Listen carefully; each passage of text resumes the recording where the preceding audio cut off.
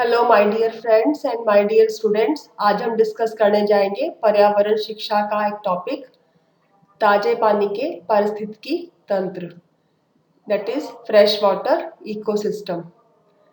ताजे पानी का मतलब है वो पानी के स्रोत जिनमें मीठा पानी होता है, यानी जिस पानी में नमक की मौजूदगी नहीं होती। डिस्कस करते हैं इन डिटेल। सबसे पहले तो हम ये देखेंगे, जो ताजे पानी के पारिस्थितिकी तंत्र हैं उनको हम मीठे पानी के पारिस्थितिकी तंत्र भी कहते हैं, और ये पृथ्वी पर मौजूद जलीय पारिस्थितिकी तंत्रों में से एक है। क्योंकि जो जलीय पारिस्थितिकी तंत्र है, जिसको कि हम इक्वेटिक इकोसिस्टम कहते हैं, वो दो प्रकार के होते हैं। एक होता है ताजे या मीठी पानी के पारिस्थितिकी तंत्र और दूसरे होते हैं खारे पानी के। तो आगे चलते हैं। मीठे पानी से बने विभिन्न प्रकार के पारिस्थितिकी तंत्र हैं, और इसके एग्जाम्पल कौन कौन से हैं? इनमें झीलें, धाराएं, नदियां, तालाब, झरने, दलदल और आर्द्रभूमि होते हैं। और इस पानी में जो है वो नमक की जो सांद्रता है, यानी नमक की जो अमाउंट है, वो बहुत कम होती है, और आमतौर से ये 1% से नमक जो है इन स्रोतों में कम होता है। जबकि समुद्री पारिस्थितिकी तंत्र, जिसको हम खारे पानी के पारिस्थितिक तंत्र भी कहते हैं, उसमें जो सांद्रता है वो अधिक पाई जाती है, यानी अधिक नमक पाया जाता है। ताजे पानी के जो क्षेत्र में पाए जाने वाले पौधे हैं, जानवर हैं, वो कम नमक सामग्री को ही सहन कर सकते हैं, और अगर उनको हम समुद्री पारिस्थितिकी तंत्र में छोड़ दें तो वो वहां पे नहीं जी पाएंगे। क्योंकि देखो, जिस तरह के मौसम में आप अपने बॉडी को अडेप्ट कर लेते हो, उसके अनुकूल कर लेते हो, तो आप अलग तरह के एनवायरनमेंट में नहीं रह सकते हो, अलग तरह के वातावरण में नहीं रह सकते हो। इसी प्रकार जो पौधे या जानवर कम नमक वाले पारिस्थितिकी तंत्र में रहते हैं, वो अधिक नमक वाले पारिस्थितिक तंत्र में नहीं रह सकते। और ताजे पानी के पारिस्थितिकी तंत्र के अध्ययन को हम लिम्नोलॉजी कहते हैं, और ये हाइड्रोबायोलॉजी का एक हिस्सा है। हाइड्रोबायोलॉजी का मतलब है, हाइड्रो मीन्स पानी, बायोलॉजी मीन्स जीव जगत, सो पानी के जीव जगत का एक हिस्सा है। अब यहाँ पर जो हम एक पिक्चर देख रहे हैं, ये ताजे पानी के पारिस्थितिकी तंत्र है। देखो यहाँ पे आप जो है एक नदी देख रहे हो जो पहाड़ों से निकल के आ रही है, तो नदी जो है पारिस्थितिकी तंत्र का एक उदाहरण है। इसके अलावा इस तस्वीर में आप झरने देख रहे हो, जो कि ताजे पानी के पारिस्थितिकी तंत्र का एक और उदाहरण है। अब हम बात करते हैं कि इस तंत्र के कितने प्रकार होते हैं। ताजे या मीठे पानी के पारिस्थितिक तंत्र 3 प्रकार के होते हैं। सबसे पहला होता है लैंटिक इकोसिस्टम। लैंटिक इकोसिस्टम वो तंत्र है जिसमें पानी नहीं बहता है, यानी खड़ा पानी होता है। पानी अगर बह भी रहा है तो वो उस बॉडी से बाहर नहीं निकल रहा है, उस स्रोत से बाहर कहीं नहीं जा रहा है, वो उसके बीच में ही बह रहा है, तो उसको हम खड़े पानी की तरह ही मान सकते हैं। उदाहरण के तौर पर तालाब है, टैंक है, झीलें हैं, तो ये वो वाले पानी के स्रोत है जहां पानी खड़ा रहता है, कहीं और जाकर नहीं मिलता है। दूसरा प्रकार होता है लोटिक इकोसिस्टम। इनमें वो तंत्र आते हैं जिसमें बहता हुआ पानी होता है, तो जिनमें बहता हुआ पानी है उसे हम क्या नाम देंगे? Lotic ecosystem. और इसके उदाहरण है धाराएं, जिसको हम स्ट्रीम्स कहते हैं, नदियां, रिवर्स है, वो इसके उदाहरण हैं। और तीसरे पारिस्थितिकी तंत्र की बात करते हैं। तीसरा है आर्द्र भूमि, जिसको हम वेट लैंड कहते हैं, मॉइस्चर है ना, नमी वाले, आर्द्रता वाले क्षेत्र। तो आर्द्र भूमि विशेष पारिस्थितिकी तंत्र है। क्योंकि विशेष क्यों है? क्योंकि जिस तरह से मौसम बदलता है, इसी प्रकार इनमें जल का जो स्तर है, पानी का जो लेवल है, वो कम ज्यादा होता रहता है। और इनके पास जो वनस्पति होती है, वो कम गहरे पानी वाले जीव होते हैं जो इसमें रहते हैं, क्योंकि इससे बहुत ज्यादा पानी नहीं होता, एक नॉर्मल से लेवल का पानी होता है। तो यहाँ पर कम गहरे पानी वाले जलीय वनस्पति को जो है वो देखी जाती है। और जो जीव यहाँ पे देखने को मिलते हैं उसमें उदाहरण है मछली, क्रस्टेशियन और जल पक्षी। और क्रस्टेशियन का मतलब क्या है? ऐसे जलीय जीव जिनकी जो शरीर है, त्वचा जो है, उनकी जो स्किन है वो मोटी शेल के हिसाब तरह होती है, सख्त होती है, उसको हम क्रस्टेशियन जलीय जीव कहते हैं। तो अब डिटेल में हम करने जा रहे हैं मीठे पानी के पारिस्थितिकी तंत्र का पहला प्रकार, जो कि है लैंटिक इकोसिस्टम। यहाँ पे आप दो जो है तस्वीरें देख रहे हैं। पहला है तालाब, देखो जिसमें पानी क्या है, खड़ा हुआ है। इसी प्रकार दूसरा जो उदाहरण है, वो जो दूसरी तस्वीर है उसमें आप देख रहे हो झील, जिसमें पानी तालाब से ज्यादा तो है मगर खड़ा हुआ पानी ही है। सोलैंटिक इकोसिस्टम को डिटेल में करते हैं। जिन पारिस्थितिक तंत्रों में पानी नहीं बहता है, यानी पानी स्थिर होता है, जिसको कि हम स्टैग्नेंट वाटर भी कहते हैं, उनको हम लैंटिक पारिस्थितिकी तंत्रों के रूप में जाना जाता है। छोटे तालाब और झीलें इसका उदाहरण है। आमतौर पर क्या होता है, पृथ्वी की जो सतह है उसमें छोटे या बड़े गड्ढे बनते चले जाते हैं, और वो जब बहुत बड़े गड्ढे बन जाते हैं तो उसमें जो है वो तालाब या झीलों का उदाहरण या उसका फॉर्म जो है वो ले लेते हैं। और इसमें जो है पानी के बाहर निकलने की कोई भी पॉसिबिलिटी नहीं होती, इसमें कोई निकास यानी एग्जिट नहीं होता है। इसलिए लैंटिक सिस्टम को हम बंद सिस्टम भी कहते हैं। बंद क्यों है? क्योंकि पानी उसी बॉडी के बीच में ही घूमता है, उस बॉडी के बाहर नहीं जा सकता। और जो भी चीज इसमें गिरती है वो शायद कोई बाहर आए, उस जो है चीज का, उस चाहे वो ऑर्गेनिज्म है, चाहे कोई वो ऑब्जेक्ट है, तो वो जो है जब लैंटिक बॉडी में गिर जाती है तो उसी के भीतर जाके उसका क्षय और विघटन हो जाता है। मीन्स वो वहीं पर जो है सड़ गल कर खत्म हो जाती है। और अगर ये बहुत समय तक इन बॉडीज में पानी ना जाए, इन निकाय में पानी ना जाए, तो क्या होगा, ये तंत्र पहले क्या होगा, इसकी पानी की अमाउंट कम होगी तो ये पहले दलदल में बदल जाएगा, और फिर और पानी कम हो गया, पानी की मात्रा और कम होगी तो इसको ये आर्द्र भूमि या वेटलैंड में बदल जाएगा, और अंत में ये शुष्क भूमि में बदल जाता है। लेकिन ऐसी जो परिवर्तन है वो बहुत लंबा समय लेते हैं। कोई बहुत ये नहीं है कि आपने आज सुबह जो है ये आपने देखा कि ये दलदल था और कल आर्द्र बन गया। विद इन अ डे नहीं है, इट टेक्स लॉन्ग टाइम। ये बहुत लंबे समय में इस तरह के परिवर्तन होते हैं और जो है अंत में वो शुष्क भूमि में बदल जाते हैं। लैंटिक इकोसिस्टम, जैसे कि हमने अभी डिस्कस किया है कि लैंटिक इकोसिस्टम में तालाबें और झीलें जो है आती हैं, इनका जो आकार है वो कुछ वर्ग मीटर से लेकर हजारों वर्ग किलोमीटर तक हो सकता है। मीन्स ये बहुत बड़ी भी झीलें हो सकती हैं और बहुत छोटी भी झीलें हो सकती हैं। और कुछ तालाब तो जो है वो मौसमी होते हैं, बरसात का मौसम आया तालाब भर गया, बरसात का मौसम गया तालाब सूख गया, तो ये कुछ महीनों के लिए ही जो है वहां पर हमें देखने को मिलते हैं। और कुछ जो झीलें हैं वो सैकड़ों हजारों साल तक जो है मौजूद रह सकती हैं। तालाबों और झीलों में बहुत ज्यादा हमें प्रजातियां देखने को नहीं मिलती। प्रजातियां मीन्स जलीय जीव या जलीय पौधे, वो बहुत ज्यादा हमें उसकी विविधता बहुत ज्यादा देखने को नहीं मिलती। बहुत सीमित विविधता होती है, वैरायटी जो है बहुत लिमिटेड होती है। क्यों? क्योंकि ना तो ये किसी आगे नदियों और महासागरों से मिलते हैं, और बाकी जो भी हम जल स्रोतों की बात करें वो किसी से भी जाके नहीं मिलते हैं, बल्कि उन सबसे पृथक होते हैं। झीलों और तालाबों को जो उनके जो क्षेत्र है उसके आधार पर हम 3 भागों में विभाजित कर सकते हैं। और ये क्षेत्र हमने किस आधार पे बनाए? नॉर्मली इसमें हम गहराई की बात करते हैं और तट रेखा से दूरी की बात करते हैं, कि तालाब से हम जो है तालाब के अंदर जब हम पैर डाल के उतरना शुरू करते हैं तो वहां पे वो जो उसका किनारा है इसको हम तट बोलते हैं। तो तट से अंदर हम कितना मूव कर रहे हैं, उसकी तट रेखा से कितनी दूरी है, उसके आधार पर हम झीलों और तालाबों को 3 अलग अलग जोन या 3 अलग अलग क्षेत्रों में बांट सकते हैं।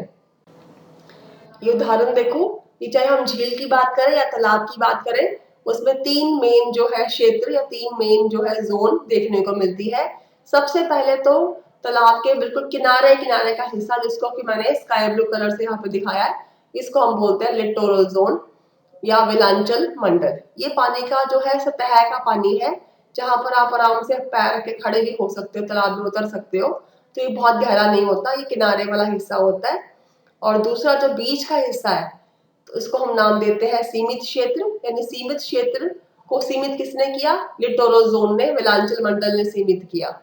और ये दोनों ही क्षेत्र जो है वो ऐसे क्षेत्र हैं जहाँ पे सतह वाला पानी है ना, क्योंकि यहाँ पर सूर्य का प्रकाश आराम से इस दोनों जो है जोन में जाता है।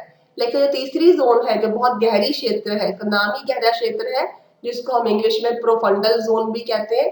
ये जो है वो वाला क्षेत्र है जो गहराई वाला है, जहाँ पे सनलाइट, सूर्य का प्रकाश नहीं पहुंचता है। तो यहाँ पर जो भी जीव होते हैं वो नॉर्मली दूसरे को खाकर अपना पेट भरते हैं, यानी हेट्रोट्रॉफ होते हैं। हम डिस्कस करते हैं in detail one by one. दोबारा देखो, यहाँ पर हमने जो है इसको और क्लियर करने की कोशिश की है। तो ये जो कॉर्नर वाले हिस्से हैं वो है लिटोरल जोन यानी विलांचल मंडल, बीच वाला आ गया लिम्नेटिक जोन सीमित क्षेत्र, और नीचे जो है प्रोफंडल जोन यानी गहरा क्षेत्र। एक नीचे अलग से एक और जोन यहाँ इस डायग्राम में आप देख रहे हो, इसका नाम है बेंथिक जोन। ये क्या है? ये तालाबों का बेड है। नॉर्मली जब हम जोन को डिस्कस करते हैं, हम ये 3 जोन का ही नाम लेते हैं। बेंथिक जोन को हम नॉर्मली डिस्कस नहीं करते हैं। तो अगर आप चाहें तो 4 जोन लिख सकते हैं एग्जाम में, अदरवाइज हम 3 जोन के ही बात करते हैं। तो बेंथिक जोन जो है वो तालाब की तली वाली जोन है, जहाँ पे उसका बेड जो है वो शुरू हो जाता है, जहाँ से उसकी तली स्टार्ट हो जाती है। तो हम डिस्कस करते हैं, सबसे पहली जोन की बात करते हैं, लिटोरल जोन यानी विलांचल मंडल। तालाब या झील के किनारे का सबसे जो ऊपरी क्षेत्र है उसको हम लिटोरल जोन कहते हैं। यह क्षेत्र कम गहरा होता है। क्योंकि यह कम गहरा है, इसलिए यहाँ पे आराम से जो है सूरज की गर्मी पहुंच जाती है, और बहुत ज्यादा जो है सूरज की गर्मी का असर इस क्षेत्र में देखने को मिलता है। और यही कारण है कि जो तालाब के किनारे वाला पानी है वो गर्म होता है, और जो बीच का पानी है वो उसके मुकाबले ज्यादा ठंडा होता है। क्योंकि इस जो है पानी में गहराई भी कम है और सूर्य का प्रकाश जो है वो ज्यादा मिल रहा है, तो ये उसके मुकाबले ज्यादा गर्म होता है। इसमें विविध प्रकार के सदस्य हमें देखने को मिलते हैं, जैसे शैवाल, जिसको हम काई कहते हैं। काई की अलग अलग प्रजातियां हमें यहाँ देखने को मिलती हैं। उसके अलावा जड़ों और तैरते हुए जलीय पौधे। जड़ों वाले पौधे जो वो पौधे हैं जो कि जड़ों से तालाब के किनारों पर जो है अपने आप को टिकाते हैं, और वहां से जो है जड़ों के द्वारा भोजन जो है वो सामग्री प्राप्त करते हैं। लेकिन तैरते हुए जलीय पौधे वो पौधे होते हैं जिनकी जड़ें उनके शरीर के हिस्सों में होती हैं, और वो तैरते हुई अवस्था में ही जो है वो बढ़ते और फलते फूलते हैं। तो इसको हम तैरते हुए जलीय पौधे, जिनको हम फ्लोटिंग प्लांट्स भी कहते हैं। उसके अलावा घोंगे हैं, क्लैम है। क्लैम जो है इसको हम सीप कहते हैं, जिसमें नॉर्मली आपको पता हो मोती मिलते हैं। तो अलग अलग प्रकार के क्लैम होते हैं, हर क्लैम में मोती नहीं मिलता, लेकिन यहाँ क्लैम की बात कर रहे हैं। कुछ खास करके कीड़े, क्रस्टेशियन, जिसकी हमने पहले ही डिस्कस किया कि मोटी स्किन है, मछलियां, और उभयचर शामिल होते हैं। उभयचर वो वाले जीव होते हैं जो कि पानी और धरती दोनों पर ही रह सकते हैं। जैसे इसका आप एग्जाम्पल ले सकते हो मेंढक। उसके अलावा जो है क्रोकोडाइल यानी मगरमच्छ की बात हम यहाँ पे एग्जाम्पल ले सकते हैं। ये सारे कैसे हैं? ये उभयचर जो है प्राणी होते हैं। उसके अलावा इस क्षेत्र में ड्रैगन फ्लाईज देखने को मिलती हैं।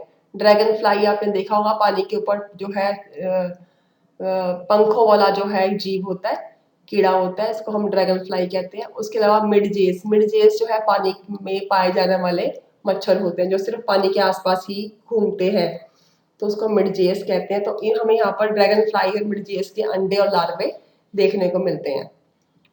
उसके अलावा और जो जो लिटोरल जोन में जो पाए जाने वाली जानवर या वनस्पतियां जो है, ये नॉर्मली किसका भोजन होते हैं? ये कछुए, सांप और बतख का भोजन होता है। यानी जो चीजें, जो जीव या जंतु हमें लिटोरल जोन में मिल रहे हैं, उनको नॉर्मली कछुआ, सांप और बतख जो है खाते हैं। नेक्स्ट क्षेत्र की बात करते हैं, सीमित क्षेत्र। सीमित क्षेत्र हमने पहले भी डिस्कस किया था, लिटोरल जोन से घिरा हुआ जो है क्षेत्र, उसको हम क्या नाम देते हैं, सीमित क्षेत्र कहते हैं। सीमित क्षेत्र में के अंदर भी यानी लिम्फेटिक जोन के अंदर भी सूर्य का प्रकाश जो है आराम से पहुंचता है, जिस तरह की लिटोरल जोन में हमने डिस्कस किया था कि इसको प्रकाश आराम से मिलता है। और यहाँ पर जो है प्लवक पाए जाते हैं। कौन से प्लवक जो है, वो प्लवक को हम प्लैंकटन कहते हैं। प्लैंकटन कौन कौन से, दोनों ही प्लैंकटन, दोनों ही प्लवक मिलते हैं। पादप प्लवक यानी प्लांट्स की बात कर रहे हैं, और प्राणी प्लवक यानी एनिमल्स, उन दोनों की ही तरह के प्लवक पाए जाते हैं। तो अब हम बात करें प्लवक या प्लैंकटन होता क्या है। प्लवक या प्लैंकटन छोटे जीव होते हैं जो कि खाद्य श्रृंखला का एक खास हिस्सा होते हैं। जब भी हम खाद्य श्रृंखला बनाते हैं, स्पेशली जलीय जीवों की, तो हम शुरू ही कहाँ से करते हैं, प्लैंकटन, और उसके बाद जो है उसको वहाँ पे जो है छोटी मछली, बड़ी मछली, इस तरह का हम उसकी बात करते हैं। तो प्लैंकटन जलीय खाद्य श्रृंखला का सबसे पहला मेंबर होता है। तो ये बहुत इंपॉर्टेंट है, बहुत महत्वपूर्ण जो है भूमिका निभाते हैं, स्पेशली जब हम जलीय खाद्य श्रृंखला को लिखना शुरू करते हैं। और इस क्षेत्र में विभिन्न प्रकार की मछलियां भी पाई जाती हैं। अब हम बात करते हैं तीसरी क्षेत्र को, जो कि है गहरा क्षेत्र या प्रोफंडल जोन। तो जो क्योंकि प्लवक जो है उनका जीवन काल बहुत छोटा होता है, बहुत जल्दी वो मर जाते हैं, और जब ये मर जाते हैं तो नेचुरली वो पानी के गहरे वाले क्षेत्र में गिर जाएंगे, तो वहां पे वो गिर जाते हैं। और क्योंकि ये क्षेत्र जो है, गहरा क्षेत्र जो है, यहाँ पानी बहुत ज्यादा ठंडा होता है और सघन होता है, डेंस होता है, क्योंकि मॉलिक्यूल बहुत पास पास होते हैं। और ये जो क्षेत्र है, ये क्यों ठंडा है, क्यों जो है इतना उसमें फर्क है, क्योंकि वहां तक सूर्य का प्रकाश नहीं पहुंचता। यहाँ बहुत कम माइनर प्रकाश पहुंचता है, बहुत कम। हम इसको बिना प्रकाश का जोन भी कह सकते हैं। और जो है इसमें बहुत कम प्रकाश है, तो इसमें जो नॉर्मली जीव रहते हैं वो परपोषी होते हैं। इसका मतलब वो मृत जीवों को ही खाते हैं, वो जो है खुद खाना नहीं बनाते। क्योंकि नो डाउट जब भी हम प्रकाश संश्लेषण की बात करें तो वहां पे हमें प्रकाश की जो है उपस्थिति बहुत जरूरी होती है। अब क्योंकि यहाँ प्रकाश नहीं पहुंचता, तो ये सिर्फ दूसरे मृत जीवों को खा के अपना पेट भरते हैं, तो इनको हम हेट्रोट्रॉफ या परपोषी जीव कहते हैं। और ये नो डाउट जो रेस्पिरेशन है, श्वसन है, वो ऑक्सीजन के थ्रू ही करते हैं। ये पानी में घुली हुई ऑक्सीजन का उपयोग करते हैं। और जिस तरह से मौसम बदलता है, तो तालाब और झीलों का तापमान भी बदलता रहता है। नॉर्मली जो है नीचे वाली जो लेयर है, यानी प्रोफंडल जोन जो है, जिसको हम गहरा क्षेत्र कहते हैं, वो जीवों के लिए बहुत उपयोगी जोन होती है। क्योंकि अगर हम देखो गर्मियों में जो है, अगर पानी के नीचे का तापमान कितना है, 4 डिग्री है, और ऊपर लगभग 22 डिग्री, तो इतना डिफरेंस और जो है हमें देखने को मिलता है। तो नो डाउट जो गर्मियों में जो जीव है वो निचली तरफ सतह में चले जाएंगे। इसी प्रकार जब सर्दियों के दौरान जो है नीचे का पानी का तापमान 4 डिग्री है, तो ऊपर कितना है, 0 डिग्री है। ये एक नॉर्मल कंपैरिजन है कि अंदाजा कितना जो है डिफरेंस एग्जिस्ट करता है। तो नो डाउट जो जीव है वो उनके लिए सर्दियों और गर्मियों में, दोनों ही अवस्थाओं में, दोनों ही मौसमों में, नीचे वाली जो जोन है, गहरी जो क्षेत्र है, उनके लिए जीने के लिए बहुत ज्यादा कंफर्टेबल है, बहुत ज्यादा वहां पर उनको आरामदायक होता है। अब हम बात करते हैं लैंटिक इकोसिस्टम के घटक की कंपोनेंट्स कौन कौन से हैं। तो नो डाउट सबसे पहले तो हम ये बात हम समझे कि झील जो है वो क्या है, बेसिकली एक तरह का विशाल स्थायी तालाब है ना, ऐसा तालाब जो कि स्थायी भी है, खत्म भी नहीं हो रहा, और विशाल है। और इसमें जो है हर तरह की सामग्री, हर तरह के जीव जंतु जो है वो प्रेजेंट होते हैं। तो इसमें जो सबसे ज्यादा मात्रा होती है, जो अब पानी का जो पौधा जो मेन है वो कौन सा है, काई यानी शैवाल। तो ये शैवाल जो है वो प्रकाश संश्लेषण की क्रिया करता है और अपना भोजन का निर्माण भी करता है, और ये भोजन के निर्माण के लिए सूर्य से रोशनी भी प्राप्त करती है। और ये जो सूक्ष्म जीव है जिसको हमने प्लैंकटन कहा था, प्लैंकटन जो है वो शैवाल को खाते हैं और अपना भोजन शैवाल से प्राप्त करते हैं।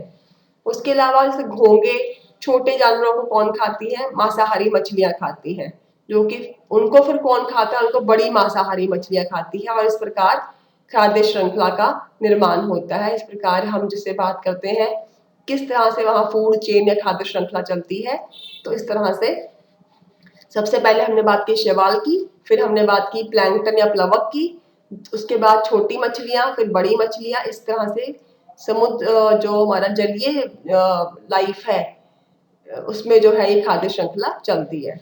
और एक खास तरह की जो यहाँ पे एक मछली भी हमें देखने को मिलती है जिसको हम कैटफिश कहते हैं। ये झील की तली पर हमें मिलती है, डर्टी बॉटम में, जहाँ पे बहुत गंदगी पड़ी है वहां पे हमें देखने को मिलती है। और ये कचरे के टुकड़े खाती है। मीन्स वहां का जो क्लीन जो है झील को करने का काम वो कैटफिश करती है। और ये झील और तालाबों की जो नीचे तली है उसको साफ करने में मदद करती है। तो कैटफिश झील के लिए बहुत इम्पोर्टेंट है क्योंकि वहां पर ये क्लीनिंग एजेंट का काम भी करती है। सो ये जो है इसके रेफरेंसेस है ये आप नोट कर सकते हैं। और आज के लिए इतना ही। नेक्स्ट जो है इसका भाग 2 जो है इसमें बाकी सिस्टम मैंने डिस्कस किए। Thank you so much. If you like this video, kindly like, share and subscribe. Once again, thank you so much.